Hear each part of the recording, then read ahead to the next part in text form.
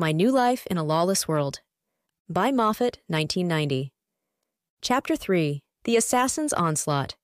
Keir had deflected the joint attack made by the assassins, sending them back a few feet, but they immediately dashed right back in. To cover all bases, Keir and Valentinus instinctively stood back to back, their eyes trained on the now 5 robed assassins who were closing in on them. The assassins moved at great speeds that seemed almost superhuman. These guys are fast. I wonder if it's a magic ability allowing them to move like this, Valentinus thought to himself. As Keir and Valentinus stood back to back, the assassins closed in with menacing speed. Valentinus's eyes narrowed in focus. He pulled a whip from his side, and an energy field seemed to emanate from it. With a swift flick of his wrist, he lashed the whip toward the nearest assassin. The assassin dodged the initial strike, but Valentinus's whip changed direction mid-air, its trajectory shifting unnaturally. The whip snaked around the assassin's ankle, yanking him off balance. Before the assassin could react, Valentinus closed the distance and delivered a powerful punch to his face, sending him sprawling. The villagers, who had previously been hostile toward Valentinus, watched from a safe distance. Some began to murmur, their expressions shifting from hostility to cautious interest as Valentinus fought. However, a few whispered doubts among themselves. "Is that all he's got?" one villager questioned, noting that Valentinus didn't seem to be as effective as they had hoped. "He's not all that impressive," another added. Meanwhile, another assassin lunged at Keir, knife gleaming as it aimed for his chest. Keir dropped into a boxing stance, his focus intense. He activated his barrier skill, forming a shimmering shield around his arm just in time to block the incoming strike. With a quick thought, he summoned another barrier in his hand, repelling it toward the assassin's chest and pushing him back. The impact of the barrier forced the assassin to stumble. The assassin then drew another blade from his side and charged back toward Keir. Using his barrier skill creatively, as the assassin lunged, Keir swiftly cast a small barrier on the ground in front of him, tripping up the assassin and causing him to lose balance and momentum. Taking advantage of the opening, Keir dodged the attack and activated another barrier skill, creating a barrier above the fallen assassin and slamming it down onto him, knocking him into the ground and rendering him unconscious. As Keir dealt with his attacker, the villagers were taken aback by his quick thinking. Whispers of surprise and disbelief filled the air. "Did you see that? The boy's skills are impressive," one villager said, though another countered, "Yes, but he's just a child. It's probably luck." The maneuver worked better than Keir had hoped, and a surge of excitement rushed through him. As the assassin lay defeated, Keir was greeted by system notifications. Enemy defeated. XP gained, 50. Level increase. You are now level 3. New system feature available. Stat point awarded, 1. "Whoa, nice! A level up!" Keir thought with a grin. "I'll have to check out all these notifications later. Kinda busy right now." Suddenly, another notification appeared. New skill unlocked. Target lock, level 1. Description: creates a magical field or mark around a target to track their movements and actions. Duration: drains 5 MP every 10 seconds. Effect: allows precise tracking of a specific target, enhancing targeting accuracy and strategic monitoring. Keir activated the target lock skill, his eyes narrowing as he focused on one of the remaining assassins. He immediately noticed his precision improve, but his MP began to drain rapidly. He was mindful of the MP usage. He knew he couldn't keep it active for too long. As Valentinus continued to fight, he noticed Keir's fighting had become more precise and effective. Valentinus, using his telekinetic-enhanced whip, deftly controlled the battlefield. He stayed cautious, not revealing his full strength, as he wasn't fully acquainted with those around him. The villagers' doubts grew as they watched Valentinus's performance. "He's not really making a difference," one villager commented. "After seeing his magic, I thought he would be more capable." Their unease was evident. They were beginning to lose confidence in Valentinus's ability to protect them. Keir, meanwhile, engaged one of the remaining assassins with renewed vigor. He activated his pressure burst skill to enhance the speed of his punches. The force of the punch was immense, but Keir felt a sharp pain in his hand as it connected. The attack, while powerful, left him with a bruised hand. He grimaced, noting to himself that he needed to build up his strength before using pressure burst in this way again. The assassin he faced staggered back, but before Keir could capitalize on his advantage, another assassin attempted a sneak attack. Valentinus, perceiving the danger, quickly grabbed the assassin by the waist with his whip and flung him into a nearby shack. "Stay vigilant, Keir," Valentinus called out. "There's more than one opponent." Keir nodded, realizing his mistake in focusing too much on his target lock skill and the assassin in front of him. The fight was far from over.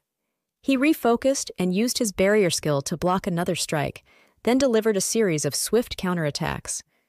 Valentinus efficiently dispatched the assassin he was dealing with, and the two of them now faced off against the remaining opponents. With their combined efforts, Keir and Valentinus quickly overpowered their adversaries. Keir felt a surge of triumph as he received additional system notifications. Enemy defeated. XP gained, 50. Stat point awarded, 1. Keir checked his MP and HP levels. He had lost 25 GP from his pressure burst punch, and his MP had drained significantly due to the combination of skills he'd used, especially with the new target lock skill. He noted that he'd need to manage his resources more carefully in the future.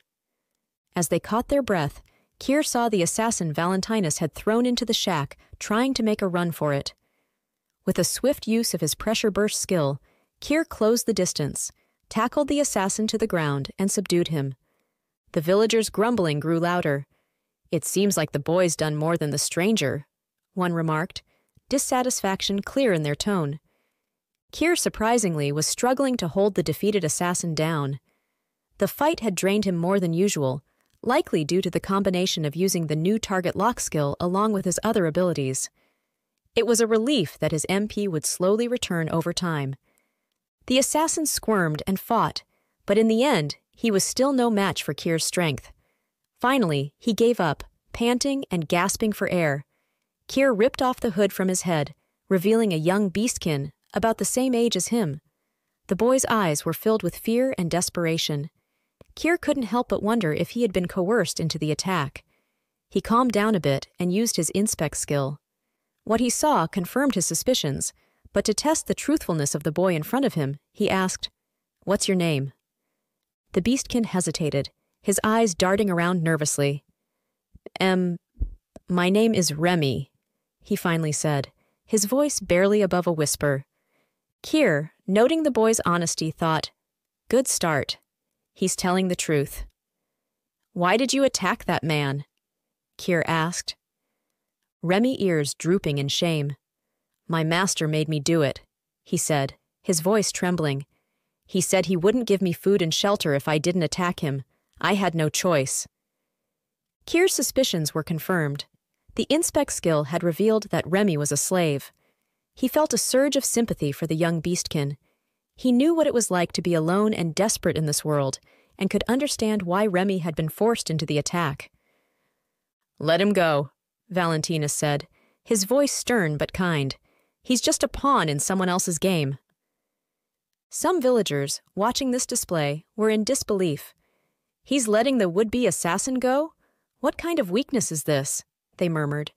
They saw it as a sign of Valentinus's inability to protect them, feeling that the child's help was the only reason he escaped the situation unharmed. Keir sighed in relief, realizing that Valentinus wasn't like most people he'd encountered. He slowly lifted his hand, allowing Remy to get up. The boy scrambled to his feet, his eyes wide with surprise. Valentinus turned to the other attempted assassins lying on the ground, being helped up by his whip. "Is this the case for all of you?" he asked. The assassins hung their heads in shame. "Go," Valentinus said, gesturing towards the woods. "Find somewhere safe to hide. We won't pursue you." The others took off immediately, but Remy hesitated for a moment before fleeing into the woods, his footsteps echoing in the silence. As Keir and Valentinus watched him go, their hearts were heavy with the weight of the world they lived in. They knew that Remy was just one of many who had been forced into a life of crime and violence. "Well, I'd better get going then," Valentinus said. "Oh, right, me too," Keir replied. As the two turned to leave, they were confronted by the villagers who had witnessed the fight. They were unhappy with Valentinus and accused him of being weak and unable to protect them. "Why did you let them go?" one villager demanded. "You only survived because that boy was there to defend you," another said. "It was a fluke. There's no way you would have won without his assistance, let alone defeat Brax," another added. Keir stepped forward, his eyes blazing with fury. "You are wrong," he said, his voice strong and unwavering. "I may have only met Valentinus today, but by his actions I can tell that he is a just and fair man. He cares about the people, and he will do everything in his power to protect them." The villagers hesitated, unsure of what to make of Keir's words. Concepts like justice and fairness were unknown to them. They needed someone who could instill fear and command respect, not kindness. One of the villagers stepped forward, his face twisted with rage. "You're just a kid," he sneered. "What do you know about the world? We've been living in this chaos our entire lives. What makes you think you can change anything?" Keir stood his ground, his eyes locked on the man's. "I may be young, but I'm not helpless," he said. "I have the power to make a difference, and I will not stop until this world is a better place." The man seemed taken aback by Keir's words and backed off slightly, fear flickering in his eyes as he recalled the boy's recent display of power. Noticing the time on his system display, Keir then exclaimed, "Oh crap! Mira's gonna kill me!" and dashed off. Valentinus watched him run, reflecting on the boy's surprising resilience and determination.